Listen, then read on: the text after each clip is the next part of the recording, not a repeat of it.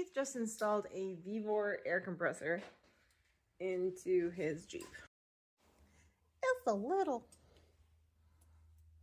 And now we're going to see how long it takes to fill up a 35-inch tire. Oh no, Keith, your tire is flat. Whatever will you do? Call tow truck. Okay. Super flat.